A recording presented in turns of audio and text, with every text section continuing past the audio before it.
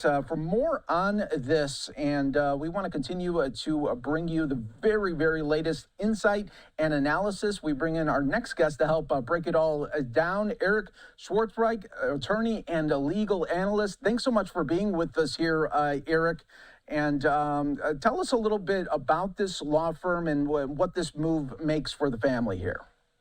All right, good evening. So the argument that's going to be advanced is it's about authority, it's about adherence to the law. And the argument they're going to make is, did the federal officers act within the scope of their authority, and was there adherence to the law? The causes of action, because these are federal officers, are going to be limited. They're going to look under the Federal Tort Claims Act, which is a very limited law. And what you have to do under that law is you first have to notify, in this case, the Department of Homeland Security.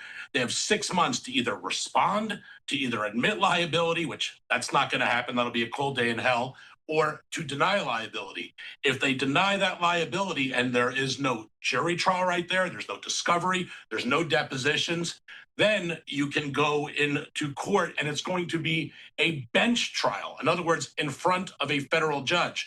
And it's different than a civil rights cause of action, which would be a Bivens claim. We hear in state court these 1983 actions. And then under a Bivens action, and they can file both at the same time, the argument can be whether constitutional rights were violated.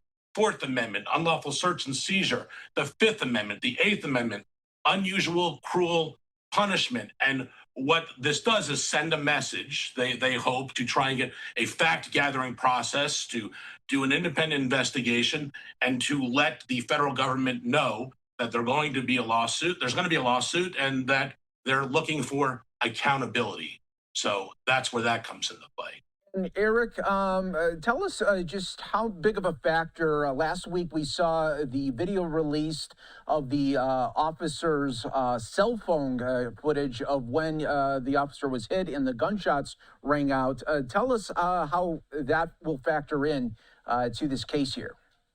Well, that depends, right? Verdicts or people's decisions, they don't necessarily come from facts. They come from how people view things, the lens in which they view things, how they understand the law. So it's really not clear cut here as to whether or not you want to look at the videos. You have the federal government, saying that this was justified, this was a lawful purpose, they were attacked.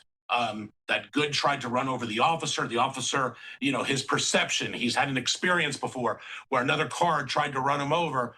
And really what it comes down to is, how do you view this? What side of the fence do you sit on? So we're seeing all these videos, we're seeing protesters, we're seeing the federal government weigh in. And in this case, they weighed in pretty quickly, because typically you'll see an investigation. It's not often that there's a statement authored by the Department of Homeland Security or the president saying nothing to see here. So a lot of it really depends upon how the viewers or a federal judge or a jury, because 12 different jurors, it shouldn't have been the book or the movie 12 Angry Men. It's really 12 biased people, or 12 biased life perception people. How do they view it? Because 12 different people in federal civil trials are unanimous, can view something completely different.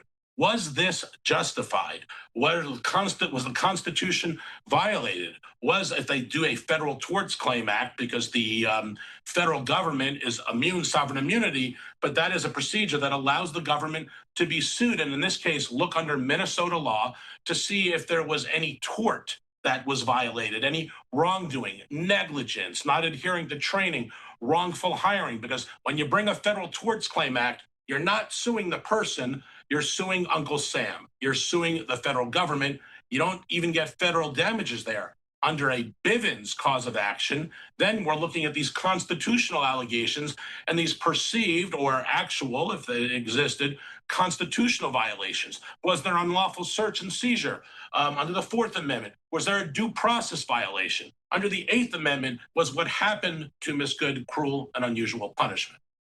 And what timeline do you see all of this taking?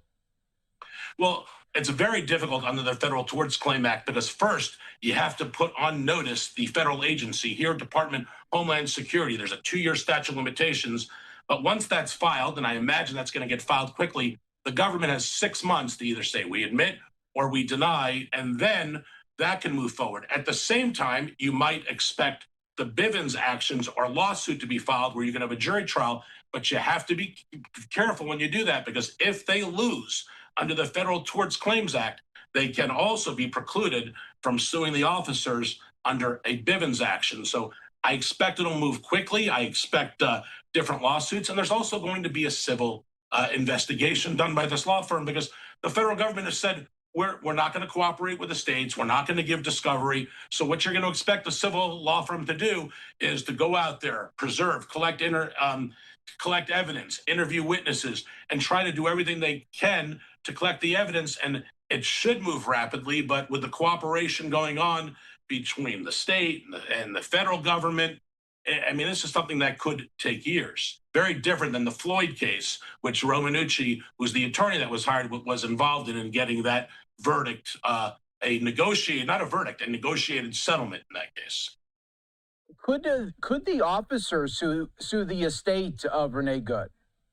Listen, the officers would have to make a claim. I mean, we've heard reports about an officer having internal bleeding, that an officer was almost run over. So if this, if Miss Good or a person did something that was improper or violated, that officer's rights, or committed a tort or a battery on that officer, an officer can, in return, bring a lawsuit against an individual. In fact, that will happen sometimes.